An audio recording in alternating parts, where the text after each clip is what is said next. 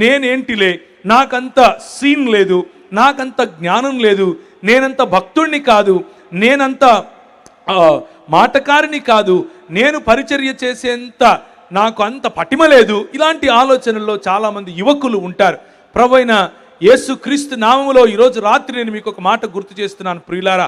ప్రభువైన యేసుక్రీస్తు నీ కోసమే, నీలాంటి వారిని నాలాంటి వారిని ఎన్నుకోవటం కోసమే ఈ లోకానికి వచ్చాడు.